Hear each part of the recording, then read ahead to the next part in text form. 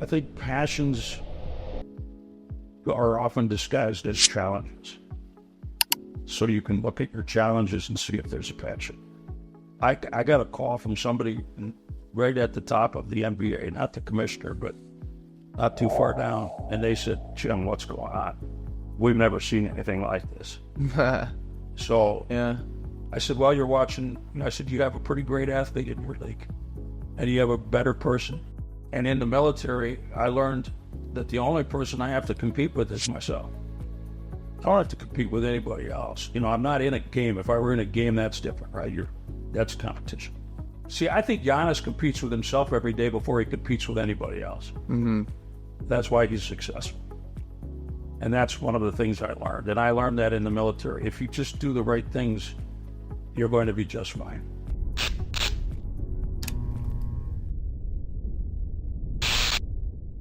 I tell you what, this whole podcast thing is amazing. It's incredible. How it like blew up? Yeah, I mean, it's very interesting. It's a great opportunity for people, but everybody does it. I mean, it's amazing. Mm-hmm. Yeah. It's just starting with the way we did, where no one did anything like this, and now everyone does this. It's kind of interesting to see and think about where it's going to end up. Yeah. Right. I wonder, like, how many people it's going to weed out. And what started with, like, the Joe Rogan and a few people that have been doing it for, like, 13 years. Yeah. Well, we can talk about that, too, because podcasts are, tell me if I'm wrong, but podcasts seem to be largely floated by opinions. Mm-hmm. In the media, covering sports and covering news, we can only deal with facts. Right. Big difference. Yeah. Yeah, because the opinion side of things, I feel like people can side with the person more, Opinions, hear their voice that they wanted to hear. Yeah, opinions float sports. They do. Fans have to have opinions. But we, on the other side, can only deal in facts. Huh. See, people don't think about that. Yeah. In my opinion, doesn't matter. And I can have a million opinions based on my experience. Right. But I don't even think like that. Yeah, and you can't voice it. No, I mean, to me, my job is I can hear what people are saying, and then I have to find out what the facts are, and then present the facts, and people think that's my opinion. Well, it is my opinion after I get the facts. But see the difference? Yeah. Are the facts fed to you, or do you have to do research on your own? Well, both. Both? I mean, teams put out information, and some people say, well, they're just giving you what they want you to say. Right. So, okay, maybe, but then I have to figure out if that's correct. Mm-hmm. I have to figure out if what you talk about on your podcast is correct, if I'm interested in it. Mm-hmm. So we become fact checkers now more than ever before. Right. Which is really interesting, because just because somebody has a podcast, even a famous podcaster, I can't take that I can take it as interesting or provocative, and then I have to determine whether it's factual. Mm-hmm. If it comes across my lips, it has to be, in my mind, it has to be as factual. I have to believe it's as factual as possible. Huh. Because I tried to be somewhat of a journalist. This journalism's got sketchy out. Yeah. But, in the old days, that's just the way I look at it. We have to deal in it. We have to be as factually correct as possible. Yeah. And opinions are for other people. And I think that people like to pick like a podcast and then just stick with like what that person says and don't even fact check it because they just want to agree with that person. Right, exactly. They find like their person. That's exactly right. And now, when I was doing TV sports news, if I wanted to give an opinion, I had to label that as an opinion. I couldn't just say it. I had to say, okay, this is an opinion. This is an editorial. This is what I think based on what I know. Okay. But I had to label it that way so that you knew the difference between when I was giving you facts and giving you my opinion. Yeah. Which is weird because your opinion you probably think is fact because it's your opinion. Everybody does. Right, everybody does, yeah. But in our position in the media, that should be the basis of everything you do. what are the facts as you can determine them to be. Right. Not opinion, facts. And today it's gray. I mean, people in the business give their opinions all the time. Right. When's the last time you saw somebody in sports label it as a sports editorial or, Right. Yeah. So when it gets gray, it gets murky. What's the truth?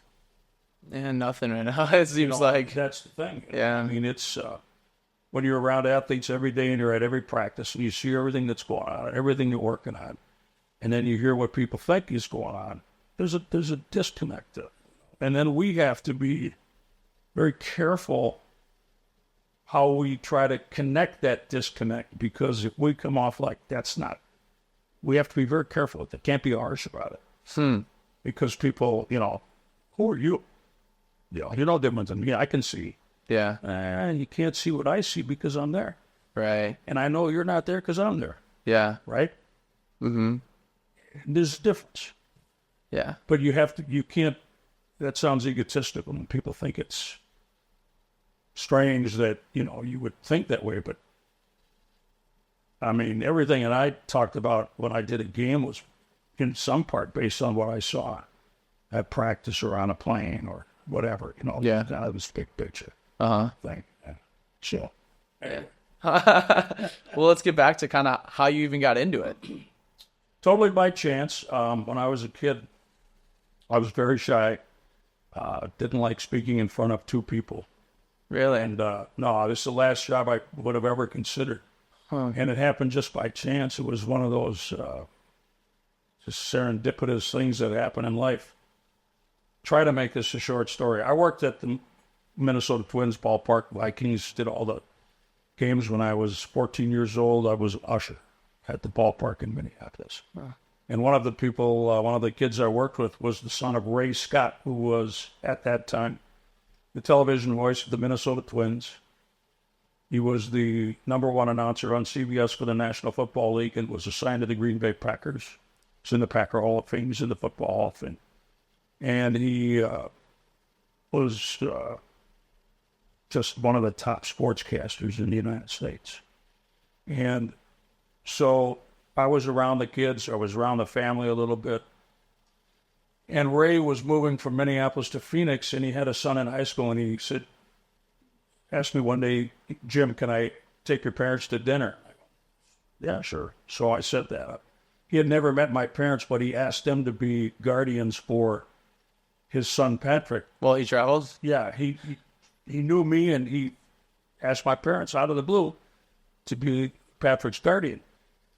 Fast forward probably 4 or 5 years beyond that, I'm in the military in Alameda, California, and I get a phone call from Ray Scott, and he said, Jim, I have an NFL playoff game at Candlestick Park on Sunday, and I could use a spotter. Can you be there and help me keep track of tackles and who's in the game and stuff? Okay. And I said, sure. Well, he didn't need a spotter, and, he was kind of returning the favor, and he exposed me to an NFL game on CBS, and I'm sitting next to Ray Scott, Pat Summerall, who had just started his career at that time and later became the #1 play-by-play announcer at CBS for the NFL. And I'm thinking, holy cow, this is amazing. Yeah. The spectacle of that was incredible. And that's when I got the bug. That day I thought, ooh, this is kind of cool. And so when I got out of the military, I went back to school in Minneapolis and went to a 2-year program because universities didn't have programs for on-air people at that time. Mm-hmm. And I started in Knoxville, Iowa, small town, 6,000 people in radio. And after that, I moved to television in Sioux City, Iowa. I went to Peoria, Illinois, Madison, Wisconsin. And then I came to Milwaukee in 1980. Wow. And when I got to Milwaukee very shortly after I started working here at Channel 6, I thought that maybe this would be a place that, well, not at that point. I didn't think I would stay necessarily. In fact, I thought about leaving to go to a bigger market. And for some strange reason, somebody I used to work with at Channel 6 called me on the phone and asked me if I'd be interested in doing the Bucks and the Brewers. Mm. And I said yes in about 10 seconds. people think I was crazy for saying yes because it's, what did I know about that? But as I like to say now, Orville Wright didn't have a pilot's license, so let's go, right? Try it. Give it a shot and see what happens.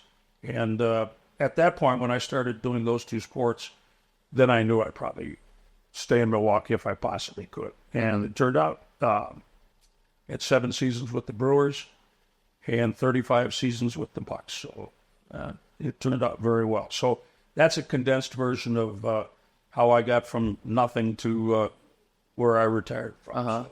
And you weren't a Bucks or Brewers fan growing up, were you? I grew up in Minneapolis, so, it was Minnesota Twins. I worked a lot of baseball games. I worked all the Viking games.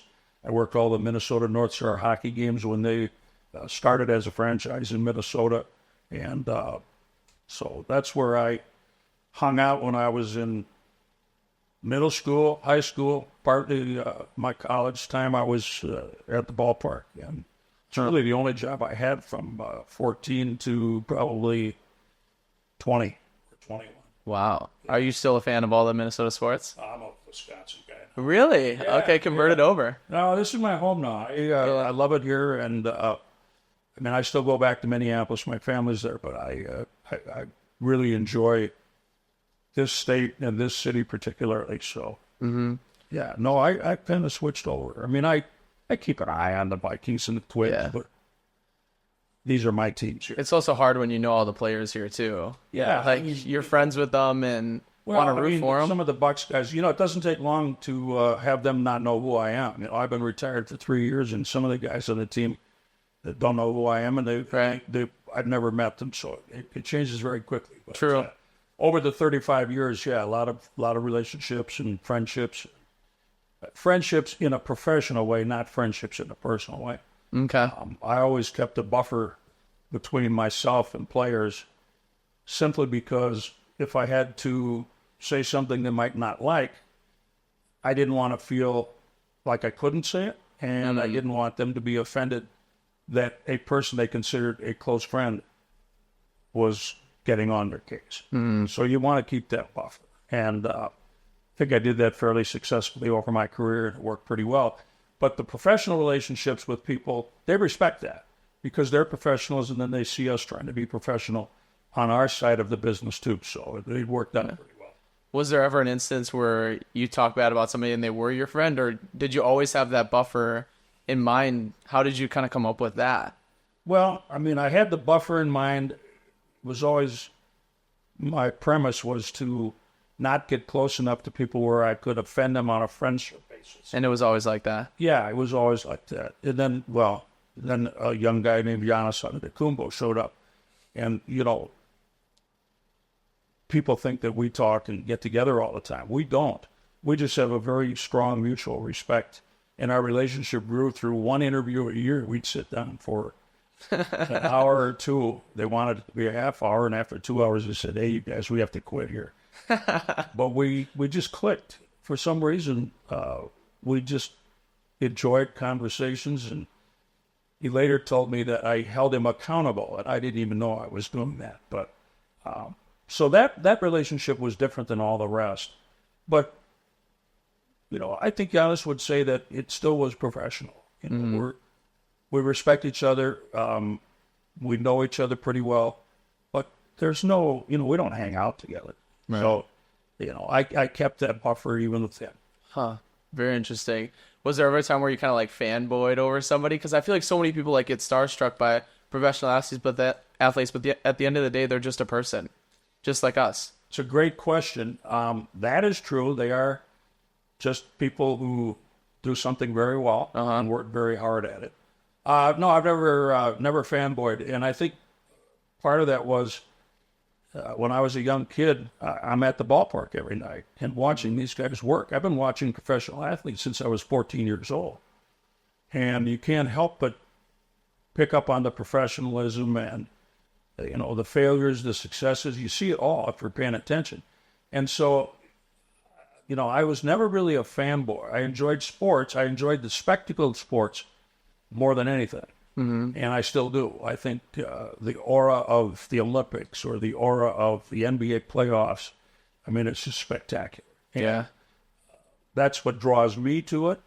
But no, I never. I mean, I was in locker rooms at a very young age. Saw that they were just guys trying to make a living, and Right. they were talented and worked hard at it.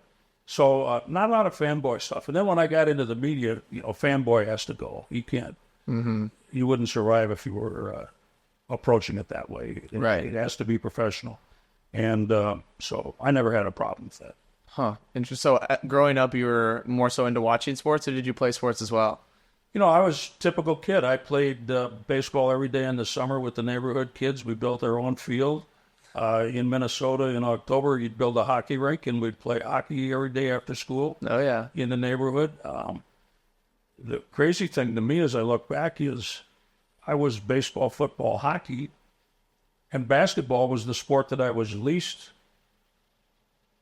around. I didn't, I watched it, and of course I liked it, but I was exposed to it the least of any of the four major sports.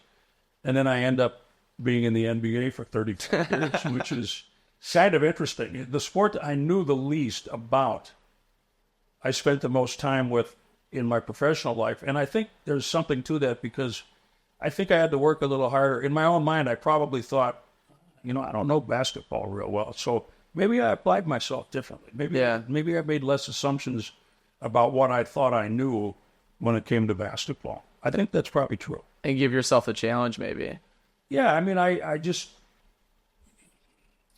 worked with Pete Vukovich with the Brewers, Cy Young winner, 1981. And one of the things he said to me that I'll never forget, he said, the first thing you should realize every morning when you wake up is what you don't know.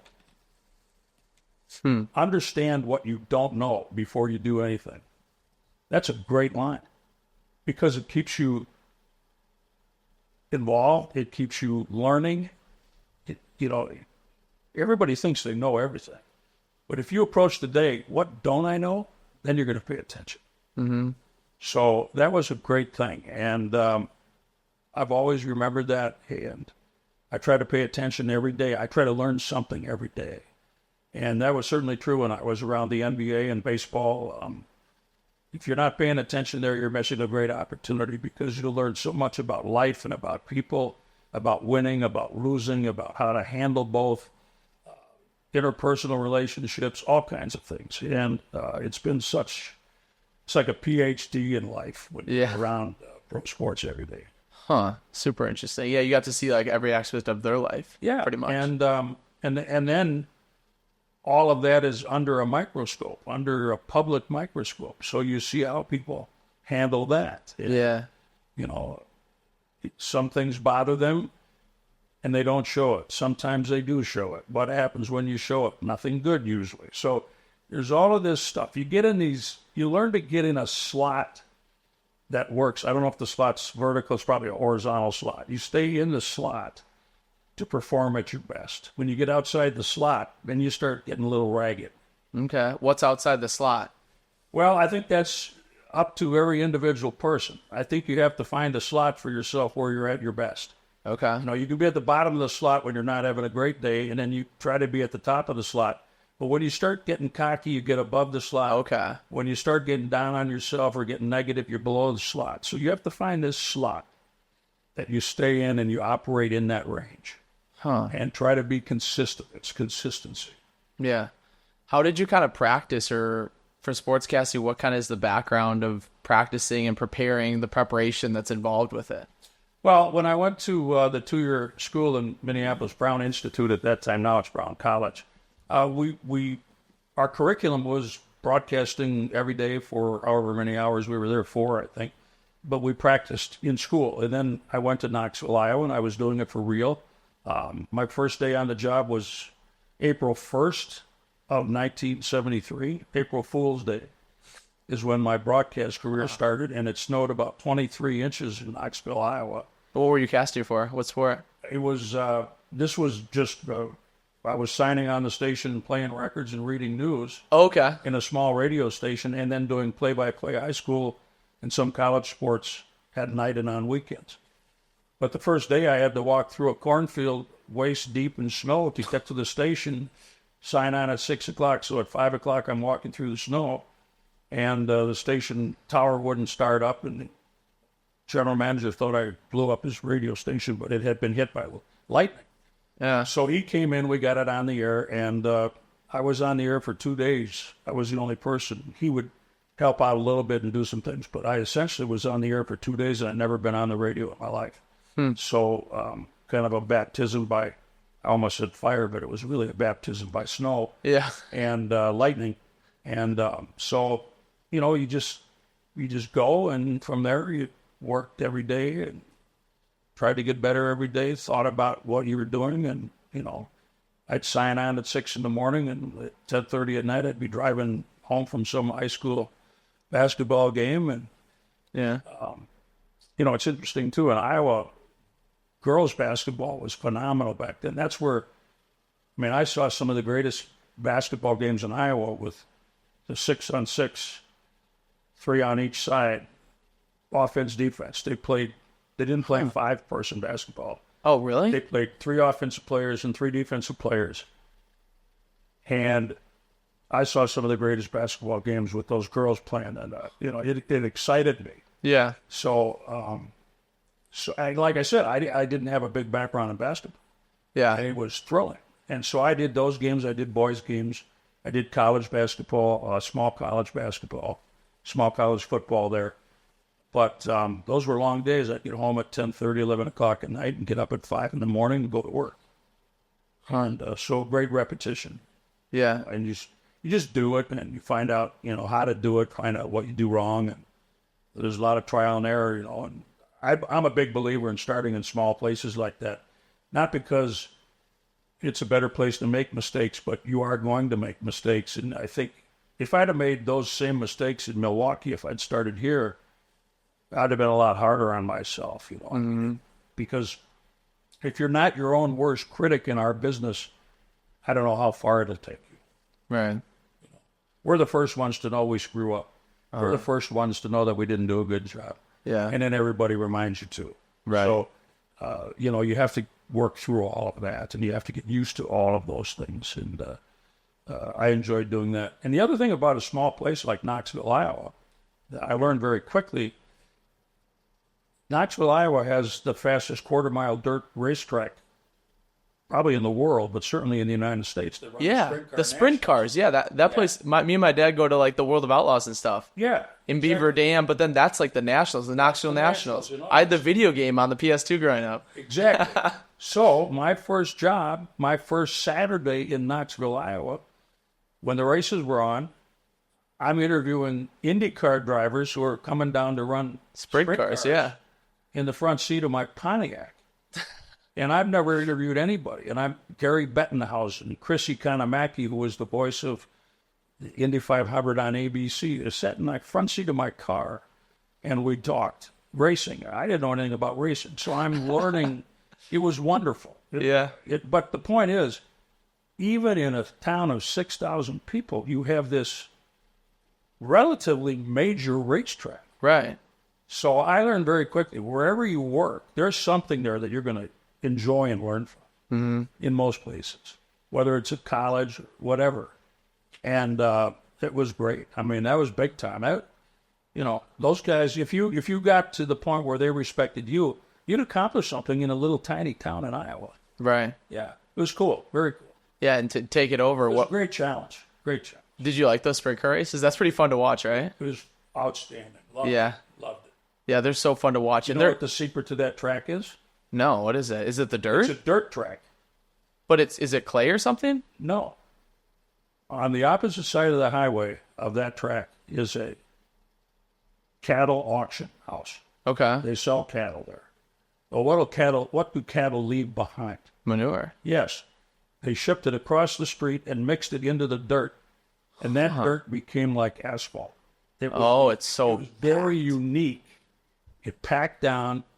It was unbelievable. That's what made that place so fast. Huh. It's crazy. I've seen videos. Well, even any tracks around here, those things go so fast for a dirt track and drift them around the corner. Those guys are crazy. But it was packed, slick, and it was just like being on asphalt. Right. I don't know if they still do that there, but they may. Well, I bet they water it down, but then the rubber compacts it, and then the rubber grabs onto it too. Exactly. So I better pack it down quick and It was, and I love learning things like that. yeah. I'll never forget it. It was awesome. Huh. Yeah, what a weird thing. They mix manure with Right. the racing on manure. And it made it very, very fast track. Who'd ever thought? You wouldn't have. That's hilarious. Yeah. What made you want to grow out of just that small town Iowa to eventually take on bigger things and bigger cities? The whole goal is to see how far you can go. Ray Scott gave me the exposure to television, and I know he was always willing to help me. But I didn't want to do it that way. I wanted to start small, and I wanted to see where I could take myself. Okay. So, I wasn't in a hurry to leave Knoxville. I didn't work there real long, little under a year. And then I went to Sioux City, Iowa, and got a job in TV as a booth announcer. I just read commercials between, shows. And then shortly after that, I became the sports director at that station. And then the competition appreciated what I was doing to compete with them and hired me at one of their stations in Peoria, Illinois. And that was a great place to work because you're right between St. Louis and Chicago. My first minute on the air at the station in Peoria, the news anchor man asked me, he said, "This is Jim Paschke. Welcome to the station. Are you a Cubs fan or a Cardinals fan?" And I said, I grew up in the American League, so probably the White Sox. Oh. So you have to, you're always playing the game, right? Yeah. So that was a great sports experience. One of the great sports towns in America that no one knows about. I have something in my office. It was an article in the Peoria paper, and they went down a list of people who had worked in Peoria media, radio or TV, who ended up in the four major sports, NBA, NHL, Major League Baseball, NFL. Some of the greatest announcers, Chick Hearn, just on and on and on, somehow worked in Peoria. At some point. With the Cubs. So I'm very proud to be on a list of about 45 or 50 people that went through Peoria and found our way to the major leagues. And was that all the same station that you guys were working there were for? Several stations. But, Okay. But it was just a breeding ground. One station, predominantly, I didn't work at that station, but there were three TV stations there, and it was a great market for competitiveness and coverage. And then I had a chance to go to St. Louis, and the station I worked for in Peoria had a station in Madison, and they had an opening at the same time. So I was able to come to Madison and then spend 3 years there, and then came to Milwaukee in 1980. What's the interview process like getting a job like that? Do they listen to your voice? You got to do a sporting event and kind of get a gist of how you do it? It depends. I've been very lucky. I actually, I'm trying to think. I don't think I've ever, I walked into the station in Sioux City looking for a job, so I guess I got hired in 2 minutes. And That's awesome. I guess that was the only time I applied for a job. And everything else has been referral based, kind of. Yeah. And so I've been very lucky. And then I was able to do Major League Baseball and NBA basketball because I got a phone call asking me if I would consider doing that. Oh, wow. That never happens. Yeah. Everybody who does this has their own story on how they get through this and move up. But I haven't run across anybody who got a phone call asking if they would consider doing 2 sports in the same city. Yeah. At that level. So I can't explain that to you. I won't even try to. I don't know how that happened. I don't know why that happened. My way of doing things back then was, and I tell people, I tried to do my job every day. I didn't worry about my next job. Mm-hmm. If you're worried about your next job in our business, you're probably not doing the job you have as well as you could. So I just tried to do the job every day, and it worked out for me. But I can't explain my good fortune. There's no way I could ever explain that. Yeah. So at the end of the day, after doing the job and doing a good job and not thinking about the next job, would you then go home and think of what you could have done better and stuff like that? Sure. First thing you do probably when you're in a 3-station market, Milwaukee was 3 TV stations and 2 newspapers. And, I don't know how wise it was to try and compete with 2 newspapers back then, but I did. I tried to cover the sports in Milwaukee and compete with everybody, but well, that sounds a little arrogant because you can't compete with big staffs like that. But I held myself to a standard. Yeah. And so you check and see what you missed and what they had and the entrepreneurial nature of other reporters and that sort of thing. So that's the first thing I did. And then, I just started thinking about the next day and what's going on and try to cover things in a different way, try to be as intelligent about it, and above all else, as factual as you can be. As we talked a little bit earlier, sports is buoyed by opinion. Opinion floats the boat. Yeah. And that's the beauty of it. But when you do what we do, I always felt like everybody can have opinions but us. We have to deal in facts. So our job is to try to get as close to the truth as we can and the factual nature. And if a baseball game is decided, 6-5, I wanted to give more than the score. I wanted to try to figure out what point in that game was the difference. Try to give the fan, this happened to set up this, which led to I had run at that point in the game, which held up. Right. Things like that. You just try to do it a little differently and try to be as thorough as possible. So that's how I did it. I just worked every day. Every day is different, and you kind of have to enjoy the day you just had, let it go, and then start over again and not get ahead of yourself. Yeah. But live in the moment, but also think Yeah. Try to the future. Right. Yeah.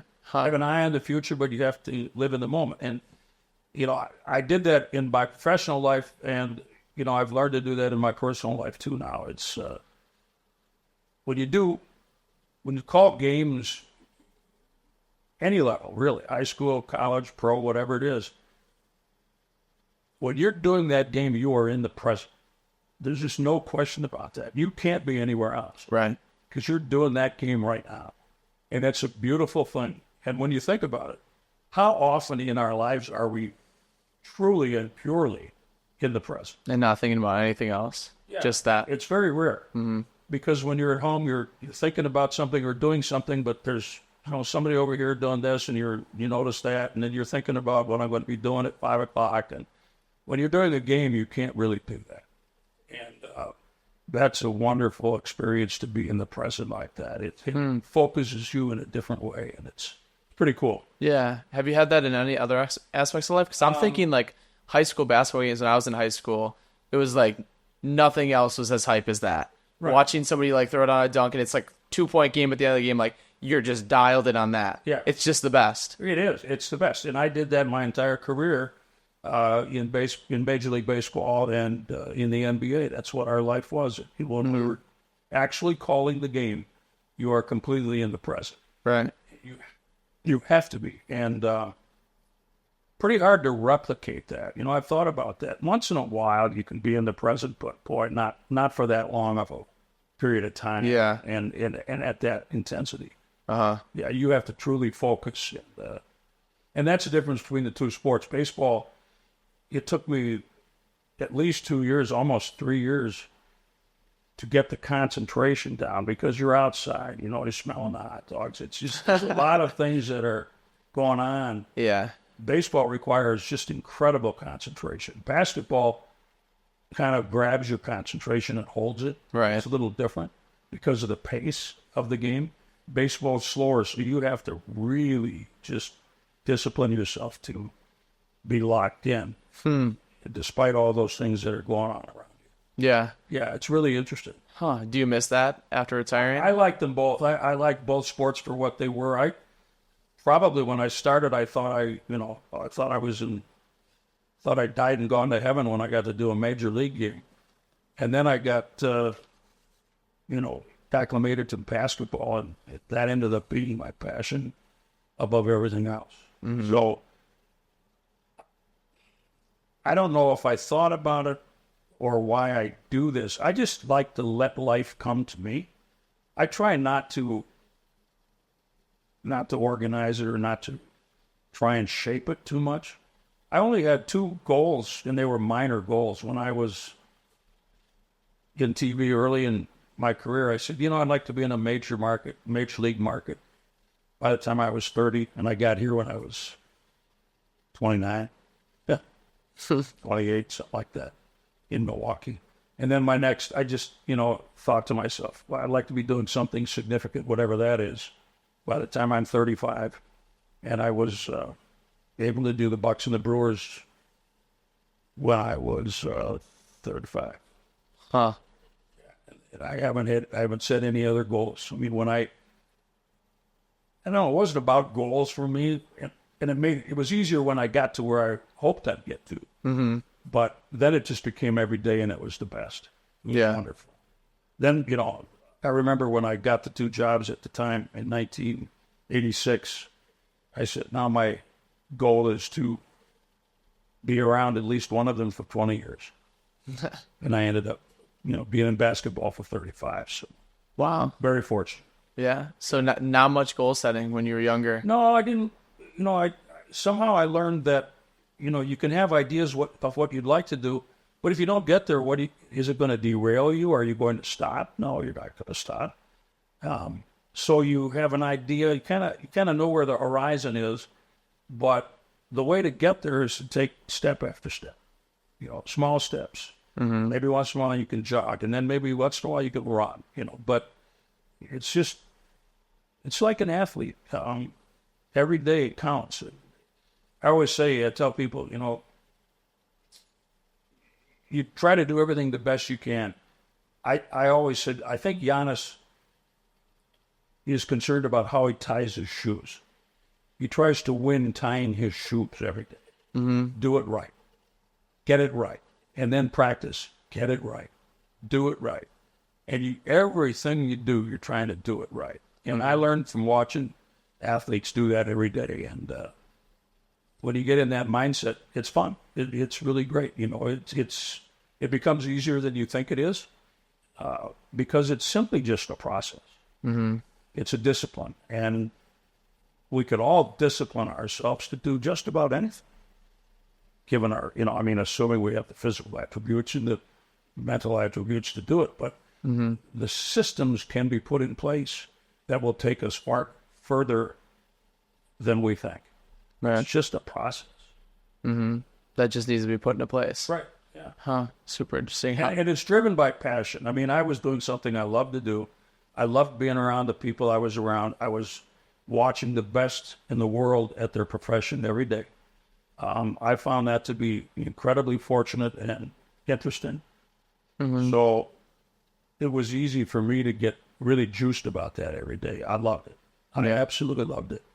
And for me, it was always about the game. It was never about me. I'm not one of those people that think that, people don't tune in to hear me. They tune in to watch the game. I'm just fortunate enough to be the one who gets to try to help it with that, try to present that. But I tried to never make it about myself. Yeah. Because you can get in trouble doing that. Right. Yeah. Totally. It's about the game. It's about the athletes. It's about the coaches. When the Bucks won the championship, somebody said, "You're a champion." I said, No. Players and coaches are the champions. I had the good fortune of being able to contribute on some level to a championship organization. Mm-hmm. That's how I look at it. Huh. Interesting. Do you ever think of, if you didn't have this career path, what else you'd be doing with life? That's a really great question.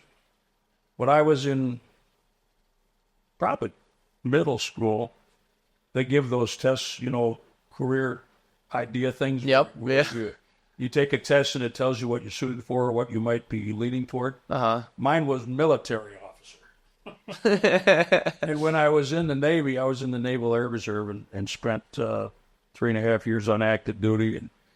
And they tried very hard to get me to stay in the military. So if I hadn't been exposed to TV, there's an outside chance they might have convinced me to stay and do that. They were going to send me to school, and they wanted me to study nuclear physics and be an officer. So there was an outside chance that if I hadn't gotten this going, I probably, I might have considered that. I'm not big on nuclear physics. I don't think Yeah. I mean, it's kind of cool, but at that time I didn't understand what I could do with that. Right. But other than that, I don't know. It's very interesting. But when you do what we do, then I think you're prepared to do a lot of different things. So like now I feel I could do any number of things because of my training in the NBA and being around athletes and crowds and people and doing a lot of public speaking. So the exposure and the experience I've gotten through my career now would allow me to do, I think, a lot of different things. Yeah. Well, and I think also you seeing what these professional athletes can achieve opens your mind up to see what is possible for people to do. Like you would have never thought that something would be possible to see somebody working out 10 hours a day right, and then play a game and then go off in the game. Like how? And then go home and eat dinner and come back and, they're in the gym right again back after from 10 to midnight, Yeah. Exactly. And it sounds crazy to say that people could probably do a lot more than most of us do. And I think it's just a lot of times it's two things to me. It's if you find a passion, that drives you. And then you need a lot of luck. If you get lucky like I was and get exposed to something that generates a passion, then you're on your way. And I would hope and wish that for everyone. If they can find a passion, and you kind of have to be open to it. You have to have a mind and an outlook that, I need to find something. I'm open to, I'm just open to what's life going to give me? What's going to be out there? Keep an open mind and an eye on what life is presenting to you. So often we don't see what's around us all the time. We don't see opportunities. For whatever reason, and there could be any number of reasons why we get locked in on something and we don't see other things. So I've been very lucky that way. Very lucky. Well, like you were saying earlier, I don't know if that was in the podcast when you talked about the circle thing. I don't think it was. But maybe somebody else sees something, an opportunity for you that you don't see yourself. And if you ask them, then they bring it up to you. That's very true. And I had that experience relayed to me that I helped someone else recognize something in them that they had not seen in themselves. Interesting. Yeah. I've had that said to me. And you know what? I don't know that there's anything that's happened to me that pleases me more than that. Yeah. I was apparently able to help someone see something, consider it. They took it, went for it, got it. And that's a wonderful thing. We can do that for each other. We really can, if we lift each other up. Right. We don't have to. I didn't know if that person would have an interest, would want to try to do it, but they did. And that's a very cool thing. So I learned that we all can help each other by exposing each other to thoughts. Our friends, everybody. Just talk about things that say, no. Well, that's interesting. Well, was that something you think you could do? No, I never thought about it. Why not? You never know. Yeah. You never know. That's very important to me. That was a great moment in my life when I was told that I helped somebody realize something that they hadn't considered. Can you talk about it? What was it that they got into? I don't think they would mind. It was Zora Stevenson who worked with us on Bucks broadcasts. And I was going to retire, and we were talking. This was during COVID, and it was right here. We were outside and had lunch sitting out down by the lake, and we were just talking about things. And I said, courtside and sideline reporters have been forced to think horizontally. I'm sorry. They've been forced to think vertically. The only place they can go is up. Like they have to go from the Bucks to a network or a bigger city or something. Not a lot of opportunity to stay and expand horizontally. And I said, I want people to think horizontally and I said to her, and I had said this to Katie George too, who was before Zora. I said, why wouldn't you think about my job if I retire. Mm-hmm. As she went. Oh. And then that next year, she practiced on the side when we were doing telecasts. Mm-hmm. Every once in a while, she would shadow telecast a Bucks game, and she became the first woman to do a Bucks game ever. So that was wonderful for me. And I hope she doesn't mind me talking about that. But now she's at NBC covering the Olympics, and she's on. Is she really? Doing Notre Dame football, and she does play-by-play for the New York Liberty. Oh, wow. And she has done play-by-play of a Boston Celtics game. So Keep going. keep keep going. And that makes me feel great that she's succeeded.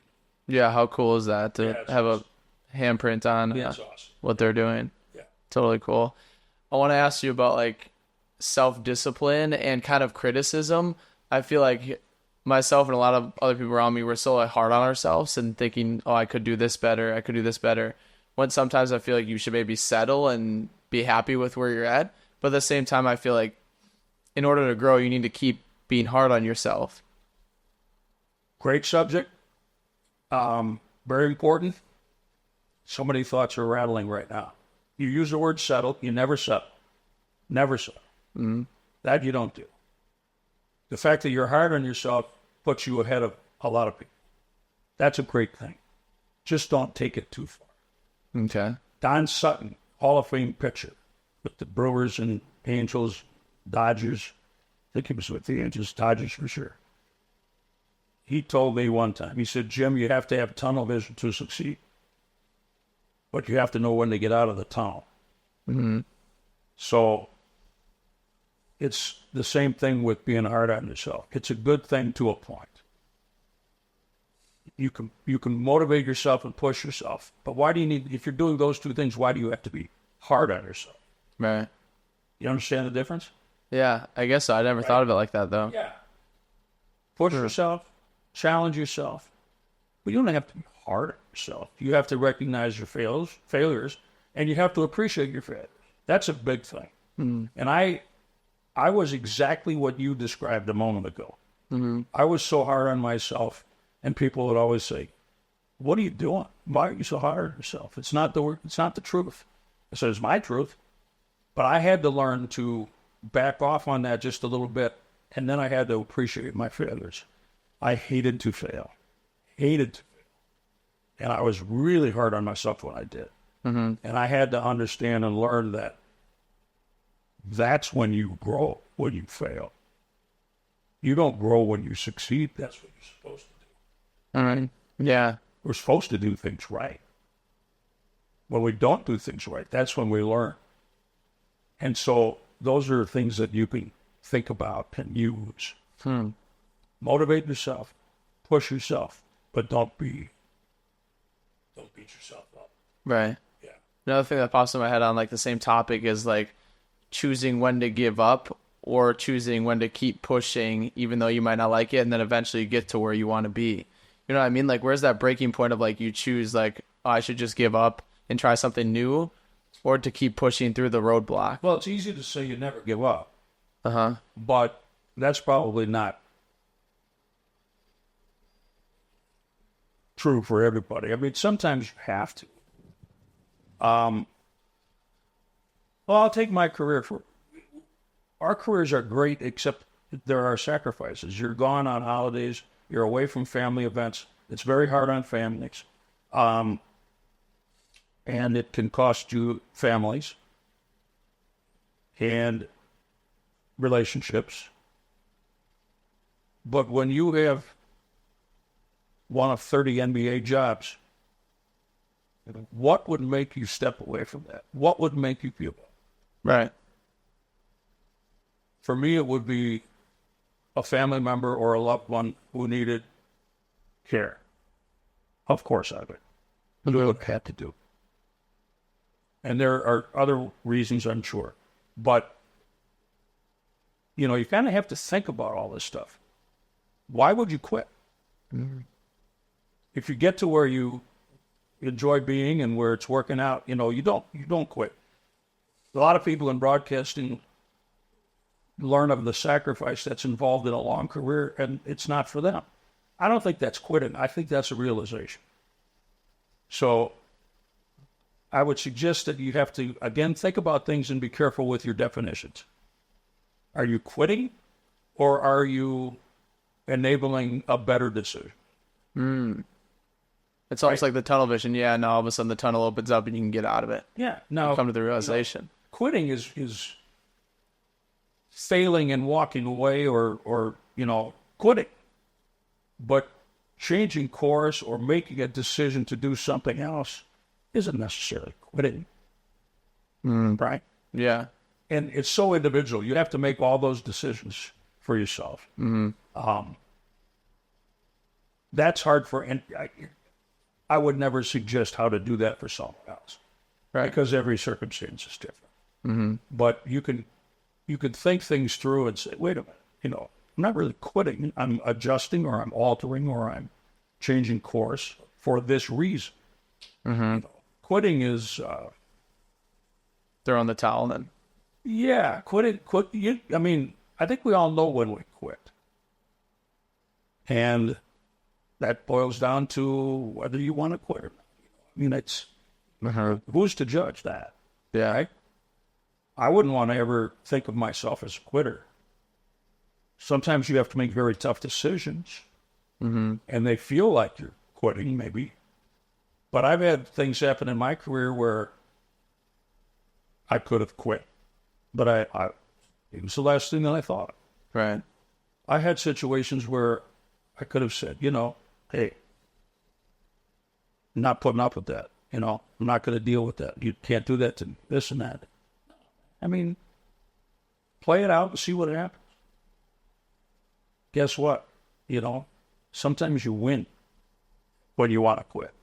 You get to situations where you want to quit.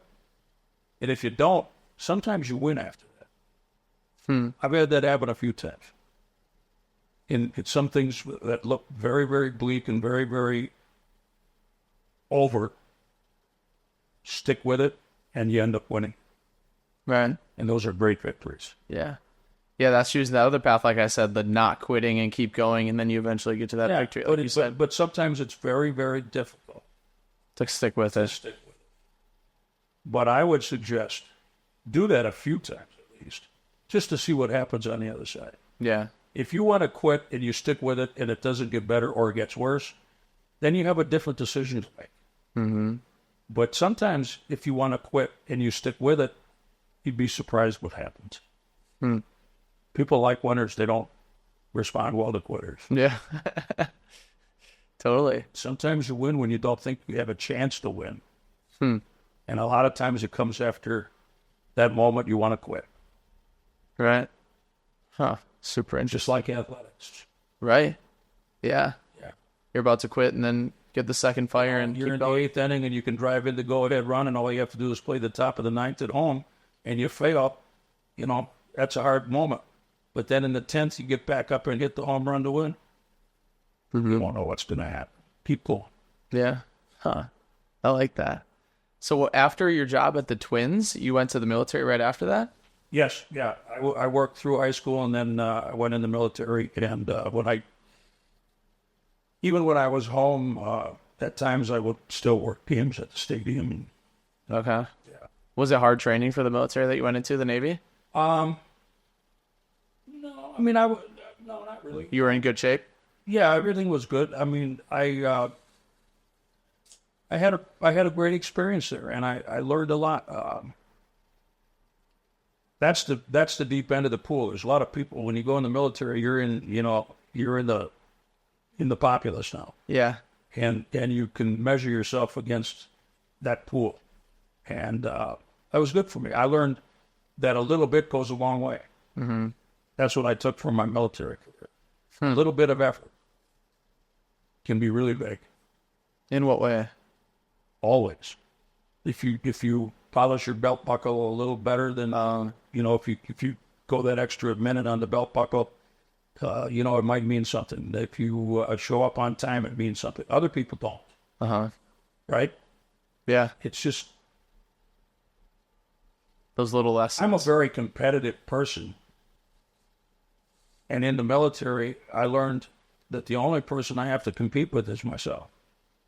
I don't have to compete with anybody else. I'm not in a game. If I were in a game, that's different, right? That's competition. But in life, see, I think Giannis competes with himself every day before he competes with anybody else. Mm-hmm. That's why he's successful. And that's one of the things I learned. And I learned that in the military. If you just do the right things, you're going to be just fine. Discipline. Yeah. Yeah, I learned that daily discipline. And very important. Yeah, almost battle harden yourself before getting to the main stage. Life becomes so much easier when you do things consistently that work for you. Yeah. Not that work generally. What works generally? It's different for everybody. Right. But when you find the things that work for you and you're consistently doing those, it just lifts you. It makes life so much easier because you know what to do, and then when it doesn't go well, then you can deal with it. But if you're not doing it right and it goes bad, now you have two problems. Yeah. Right? Right. Life is math. I learned that from my son. Everything's math. Just think of it as a math problem. Two problems is worse than one problem. So how do you eliminate one of those problems? Do it right. And then deal with, setbacks. Huh. So yeah, just try to solve it and then move on to the next thing. I'm a big believer in, I know it's not easy for people to do, but I'm a big believer in thinking ahead and being prepared. When the Bucks are in the playoffs, my whole thing is, have they thought through what they have to do? Have they thought about everything they're doing that will eliminate the problems they control so that they can deal with the problems the opponent will throw at them? Okay? If you don't think about solving your own problems, now you have two sets of problems. You have your own problems that you didn't deal with, and then you have the problems your opponent's going to throw at you. You're in trouble. Take care of clean up your house first.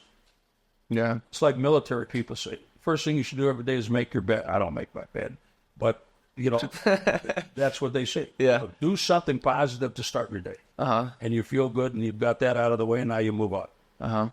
But you can do that in a number of different ways. And keep it consistent. Yeah, it's just math. Take care of this so you don't have twice this. Or 3 times this.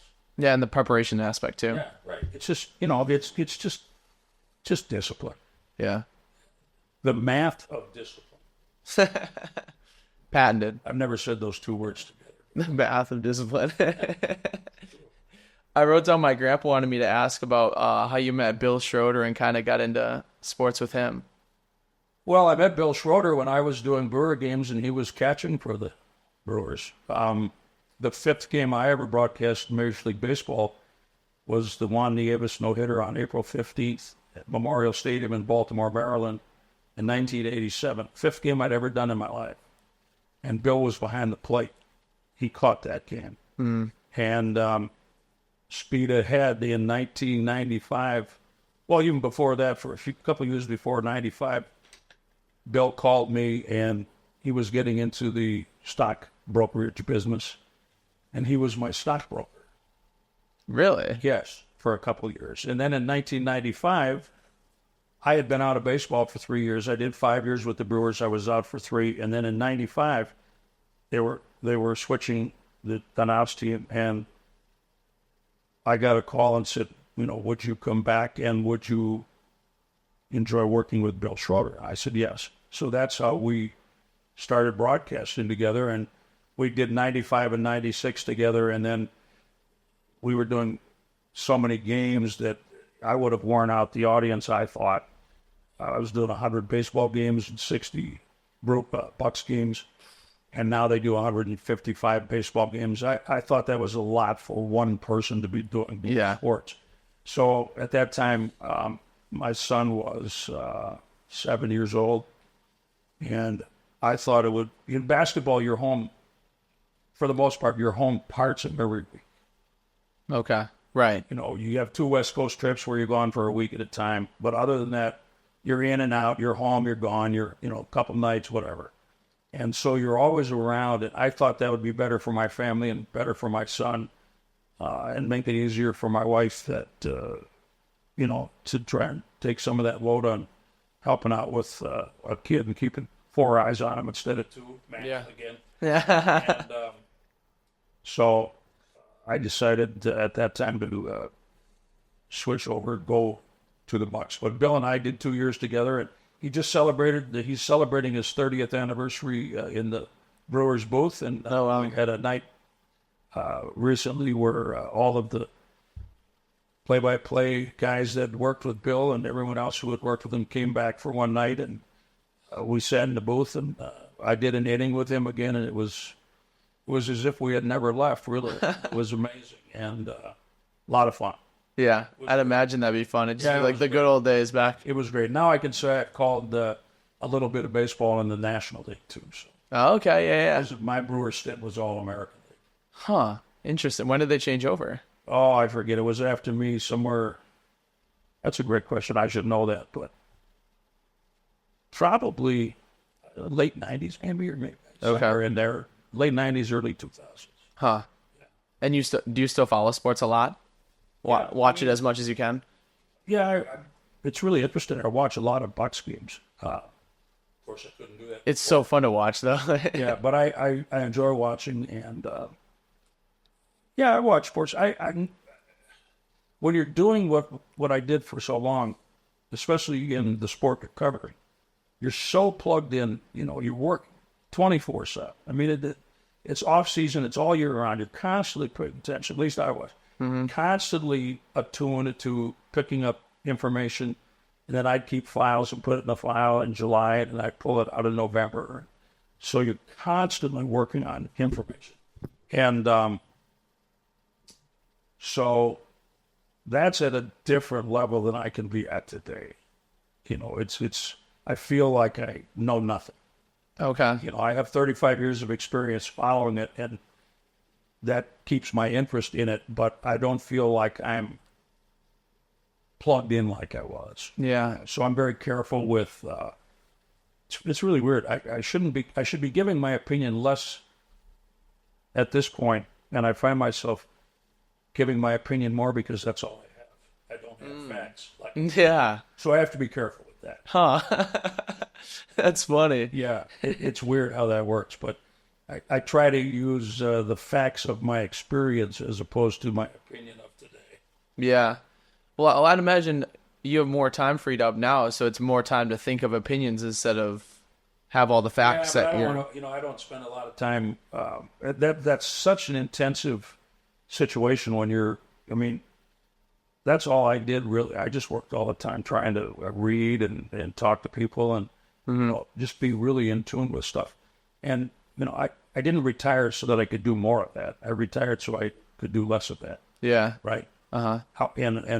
But it doesn't deplete your interest in the sport or sports in general. Right. But now it's fun it's really interesting when you cover sports and call games like we did. And this, I'm sure, is true of other people. It changes how you view the sport. It changes how you view a telecast. I mean, if I watch the Bucks, I could turn the sound off and watch the game and I'd be just fine. I could, Right. just by what I used to watch. Uh-huh. But I like to have the sound up because I can, I like to hear how they cover things I'm seeing. Because everybody sees different things. Right. Yeah, so it's kind of fun that way. I was just about to ask, do you ever find yourself critiquing other sportscasters or? I've tried to stay away from that. I don't lean toward that at all because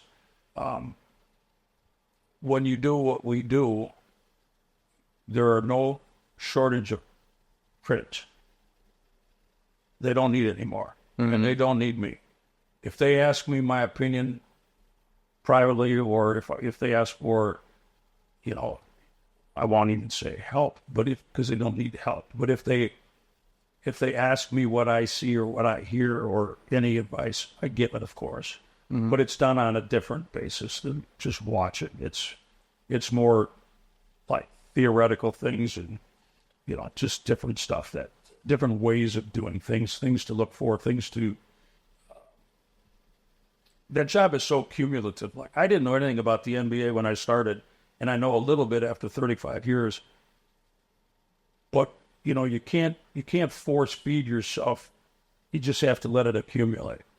So that's what I tell people. Just be patient. Just keep working at it, and you will constantly be layering on your knowledge base. So, and don't be too hard on yourself. Yeah, right. Yeah. Did you have a mentor or idol in the space as you were starting to come up in it? Well, Ray Scott, I watched him as a fan when I was a kid, and then when I got to know him, I really watched him and paid attention. And he was known for very few words on television. When he did the Packers, you could have an 80-yard touchdown play, and he would say 3 words: star, dollar, touchdown. And the play covered 80 yards. Today, there's 150 words in that span, right? Right. Yeah, he's going to the 40, 30, the 20. Yeah, we all talk too much these days. But back then, he gave the viewer credit for having a brain and for paying attention, and he could just guide them. Today, our attention spans are so short with the way the world is. With social media, where we get instant information, instant gratification, instant everything. Right. Our attention spans don't allow for that as much.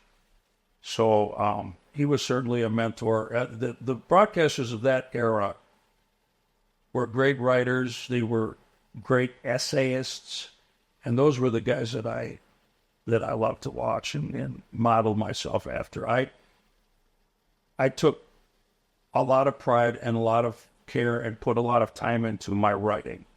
Like when I did an open on a Bucks telecast, I hope it sounded like I was just talking, but those were written in advance. Yeah. To organize the thought and to set it up properly and to have a beginning, a middle, and an end, and all of the things that you should do when you're telling a story and communicating. So writing was always something that I worked very hard at because I think it's very important. And most people who do play-by-play at a high level are excellent writers. And they become pretty good thinkers to it. I was just about to say, because I feel like so much stuff is off the top of the head. It is. But there's a lot of thought that is below that surface. Okay. You have to prepare yourself to be spontaneous. Right. In a professional and I'll even say monetary way. You get paid for that, right? So you have to. It's an art form. It's a craft, and so there's a lot of preparation that goes into something, like you're just speaking extemporaneously.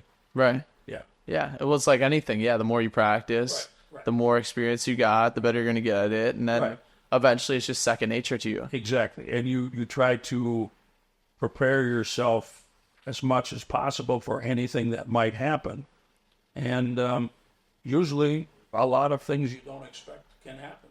That's life, yeah. Yeah, and you have to be ready for that. And that's when it really gets fun, is when something happens that you weren't expecting, and then you have to figure out how to navigate that. Did that make the job more interesting to you?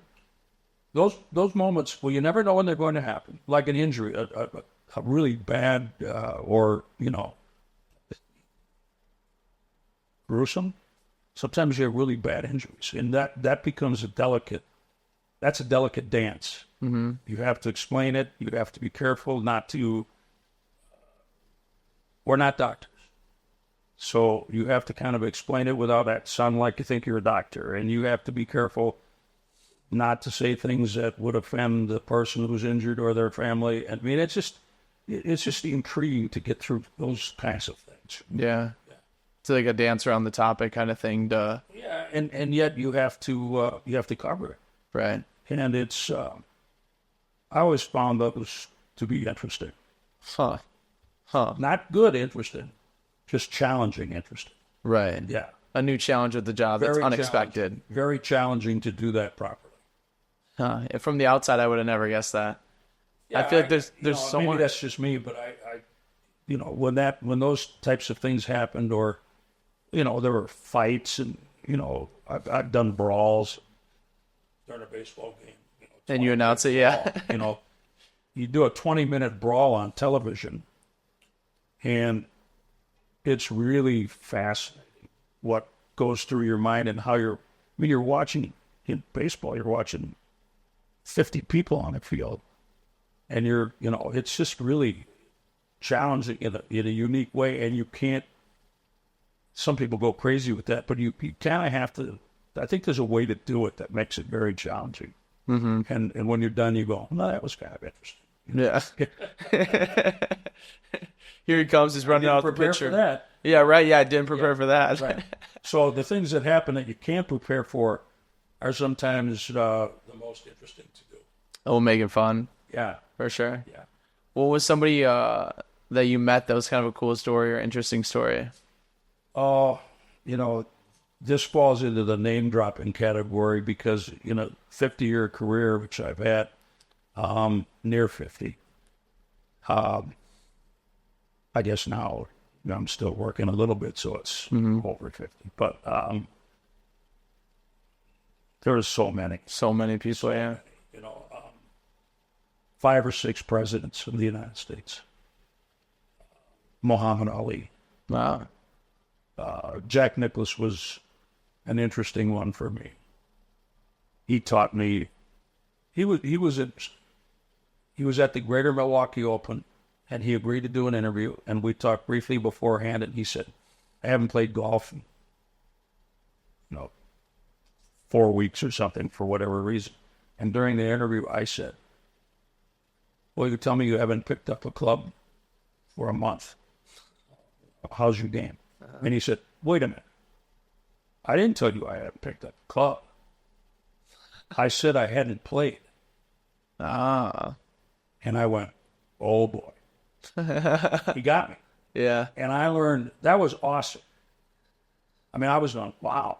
But I appreciated it because, you know what? He was holding me to a great standard. He's right. He didn't say he didn't pick up club. He said he hadn't played. Mm-hmm. And there's a difference. Yeah. And I never forgot that. So Jack Nicklaus has a special place in my life when it comes to accuracy and facts. Yeah. And I never forget that. I mean, he put me right between my eyes, and it was awesome. And I thanked him for it afterwards. It was great. He wasn't going to let me off the hook, and he could have let that slide. That's no big deal, right? A lot of people would have said, who cares with that? He nailed me, and it was perfect. I loved it. Did you have a good conversation with him after that? Yeah, it was fine. I said, "You know what? You got me, and thank you." I said, "You just taught me something." Huh. Pay very close attention. Listen very carefully. Mm-hmm. Hear everything. Yeah. Right? Right. And it was a great lesson. Yeah, and you kind of jumped to conclusions a little bit when he said the... Well, yeah, I missed, I didn't reflect what he was trying to tell me. Right. And he held me to that. And I said, "That's awesome." That's awesome. Yeah. Yeah. Hold you to it, just a little thing. It's like shining that belt buckle. Yeah, just a little thing. Ted Simmons, the Brewer catcher, I used to talk to guys ahead of interviewing them a little bit just to get them comfortable and get myself comfortable. Like we did. Yeah. Yeah, exactly. And I started to do that with Ted one time, and he said, "Don't ask me questions twice." He said, "Let's just, where's your camera? Let's do the interview." And that was a great lesson too. Just do the interview. Yeah, jump right into it. Be ready. Don't need him to lead you or have you get more comfortable so that he's comfortable. Just do the interview. And that was great. So those are the kinds of things that I remember a lot of. And they all help. All those things help you. Yeah. And everybody's different though too. Yeah. But a lot of people are, they might be offended by it. They might be put off by it. They might forget about it. Those stuck with me, and I never forgot them, and I used the lessons. Huh.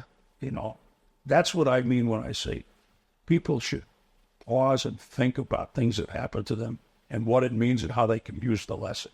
Mm-hmm. We're motoring. We're going 100 miles an hour all the time. Yeah. Slow down and say, "Wow, I could use that." If I remember that, that'll help me. Yeah. Right? Yeah. That's just making me think. Today I had that lesson that we were talking about earlier, the surfing lesson. And the guy that came out with us, he's done it before, and it seemed like he was almost trying to like take over the lesson where he was like instructing the person, but it was contradicting what I was trying to say because he's kind of still a beginner at it. And so the whole time he was kind of messing up the person that was trying to learn. Well, I was trying to help them. So it was like bashing opinions. And I didn't know when I should like step in and say like, hey, like, could you just listen to me? Or I'm the expert at it. Can I just take it over? So eventually I was just like, hey, like, we're kind of contradicting like opinions. I feel like we're just overwhelming the person that's trying to learn. Like we just need to dull it down. Exactly. But it took me a while to realize that, to step in. Because I was just like, all right, I'll hands off it. But the person's not learning anything, and it just got too out of hand where I should have just stepped in right away and been like, hey. It's great that you did that, and there's a way to do that that can be non-offensive. Right. And that's a skill that it's wonderful that you had that experience at your age, because that's a skill that you can use forever. And now you've done it once. That's a good one, because you're always going to get people who are like that, pushing. Right. You know, and I assume you were being paid for the lesson. Yeah. So I'm the expert at it, yeah. You're getting paid for the lesson. They're not getting paid for the lesson. That's what my mom told me. She's like, yeah, you're the paid expert. Yes, exactly. They should be taking the advice from you. Exactly. But how you handle that and how you administer that fact is critical. Mm-hmm. Because that could go bad. Yeah. That could be a bad situation. How would you handle it? Just like you did. Okay. You know, you do it gently, and you try to, you know, you just try to explain it gently that you did a great job by saying we're confusing the person that we're trying to help. Mm-hmm. That's a great way to do it, because that's we, not you, we.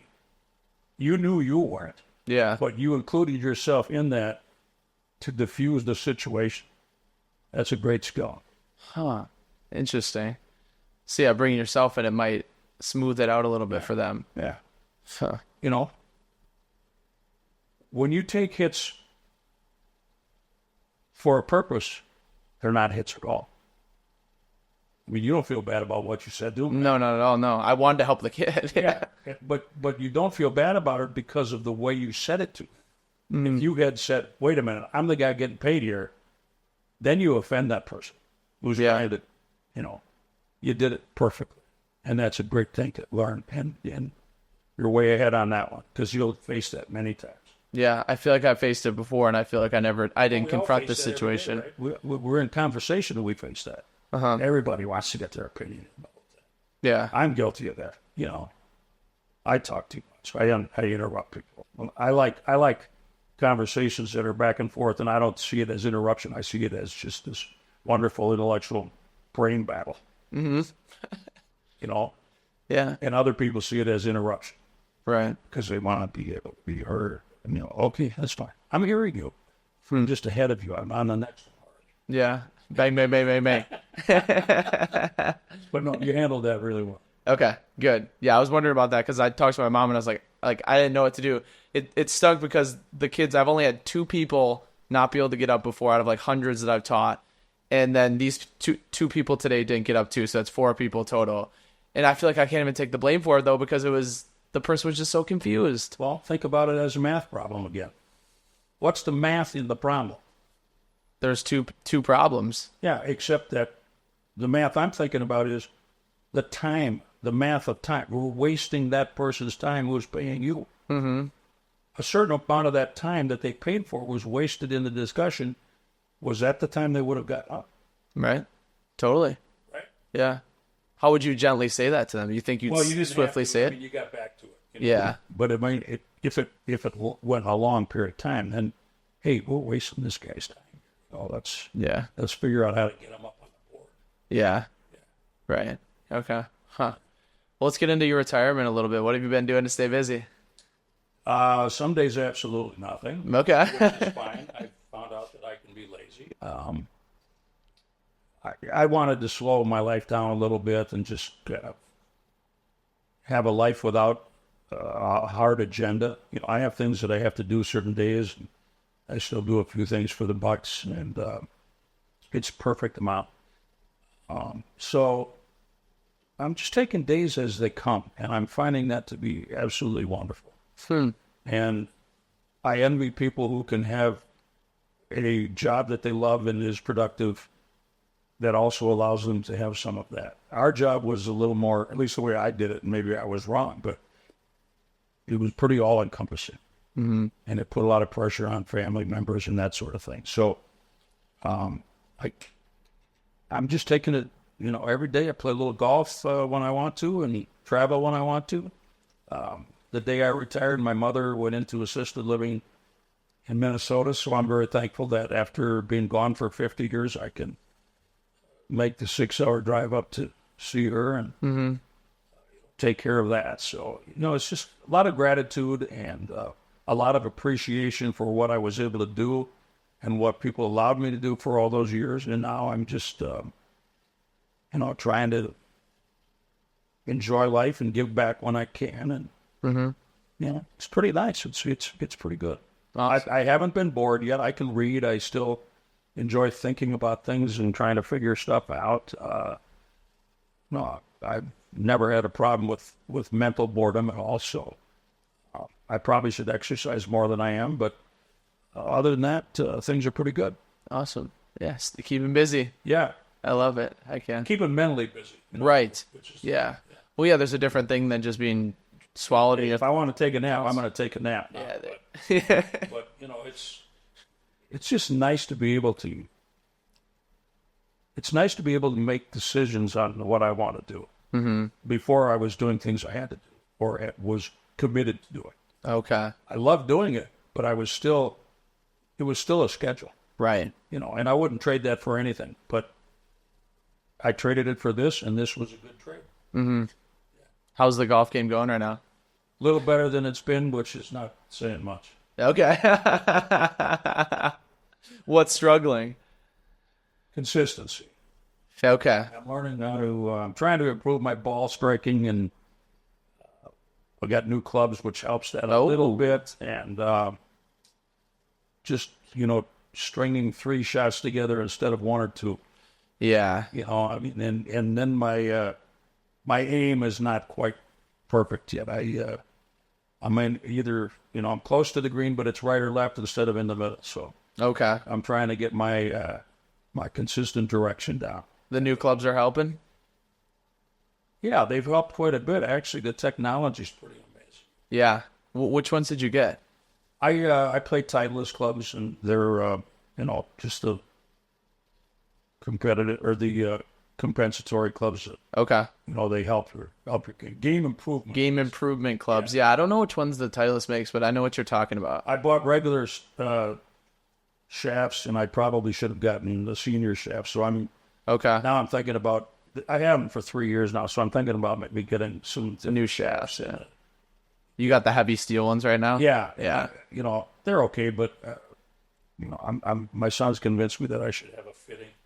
Okay. And, I feel like that'd be good. Do you know that they have shafts now that auto-correct the face of the club? No matter how you swing it, the club is going to be relatively square every time.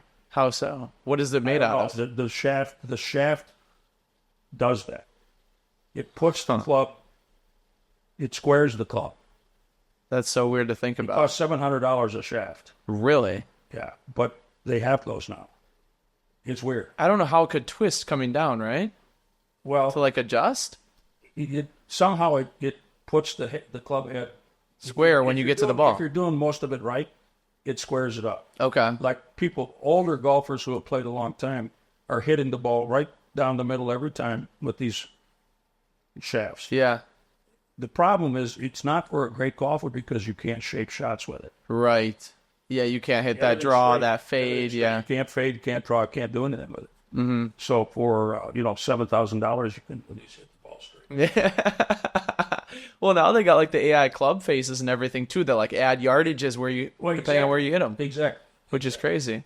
So, and what did I see? Billy Horschel was talking about, they want to bring the ball back, take some distance out of the ball.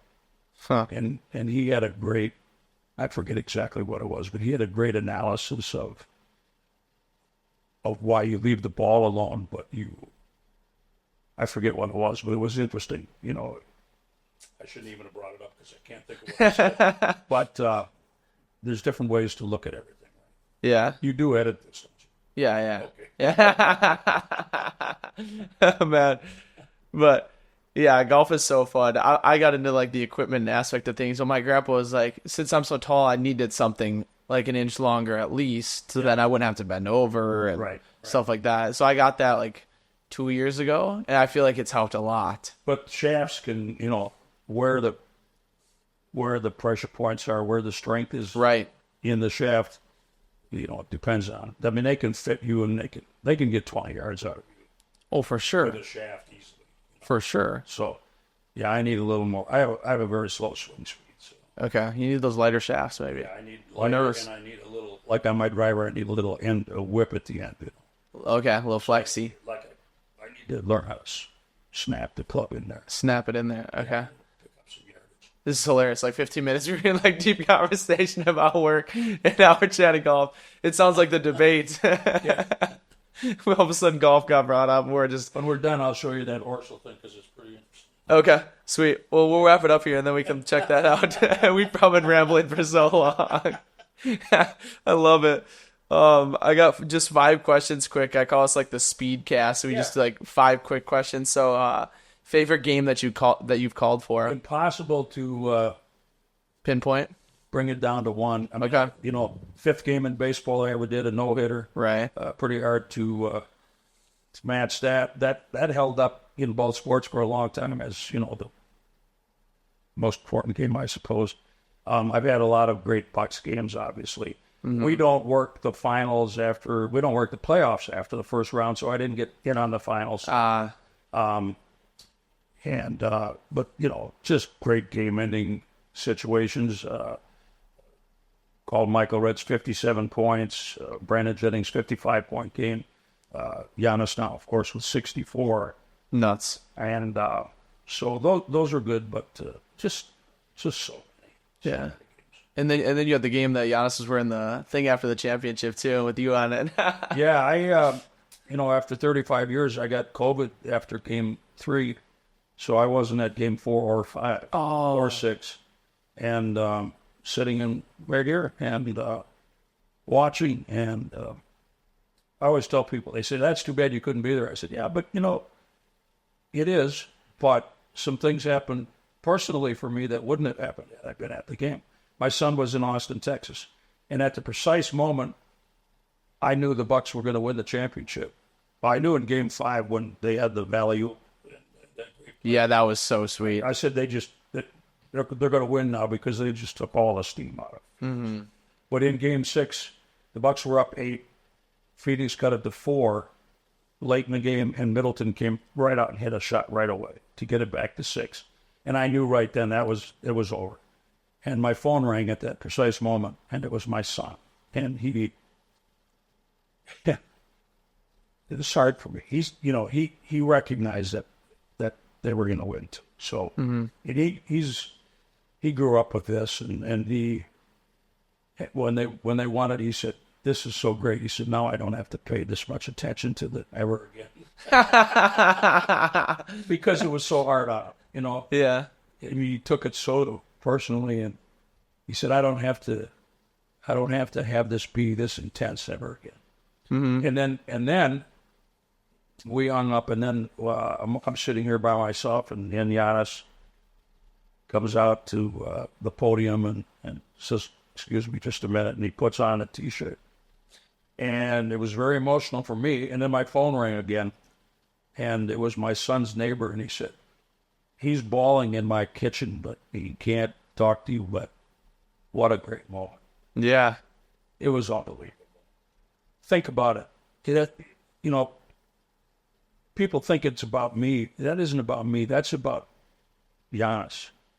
At the pinnacle of his professional career, he thought of other people. Mm-hmm. You remember coaches that weren't there because they had COVID. He thought of me, put the T-shirt on. I got a call from somebody right at the top of the NBA, not the commissioner, but not too far down. And they said, "Jim, what's going on? We've never seen anything like this." So yeah. I said, "Well, you're watching." I said, "You have a pretty great athlete in your league, and you have a better person."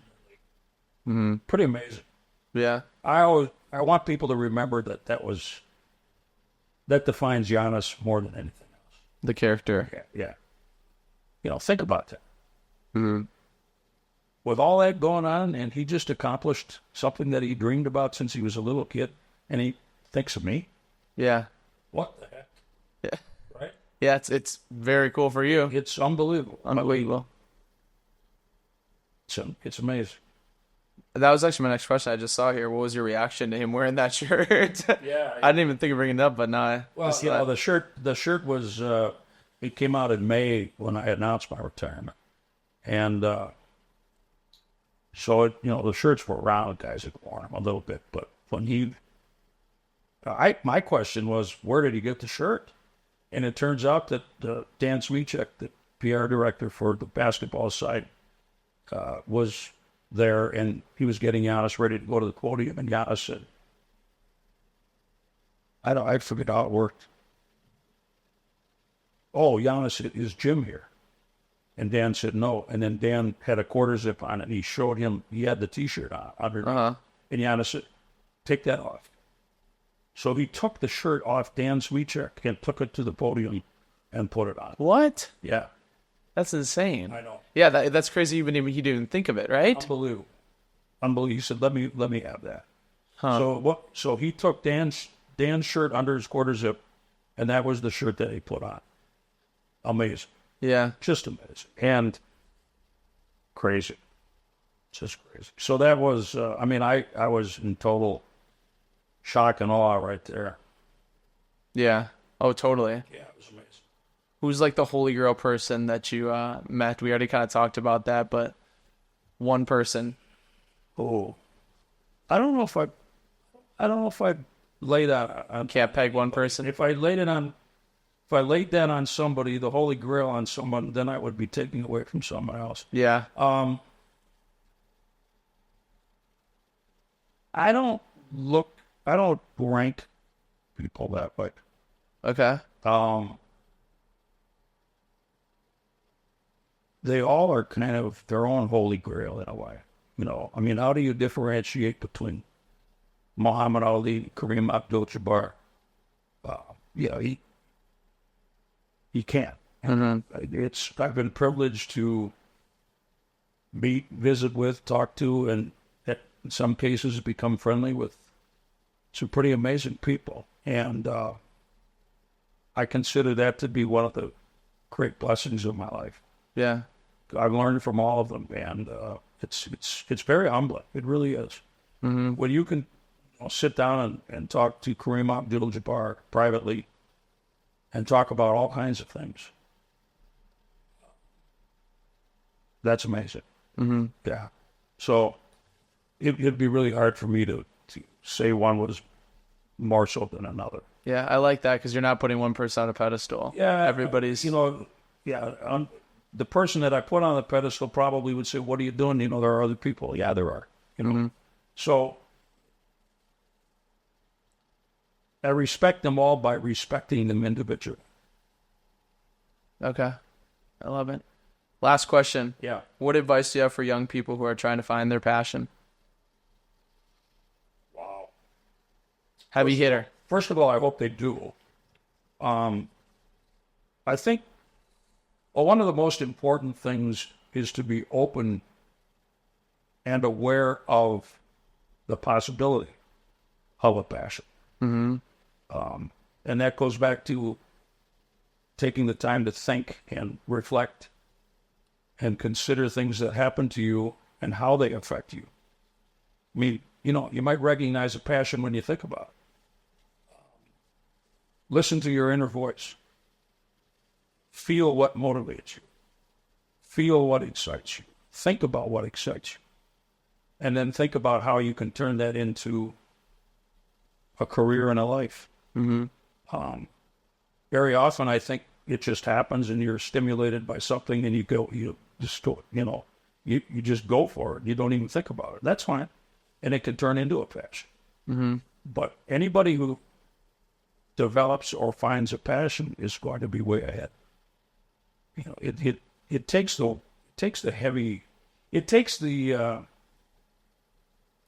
the feel of work out of it. You know, you're working.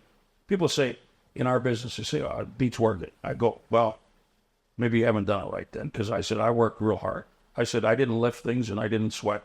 Mm-hmm. I said I'd like to think that I work hard in preparing. And I said I would never say we didn't work for a living. Totally.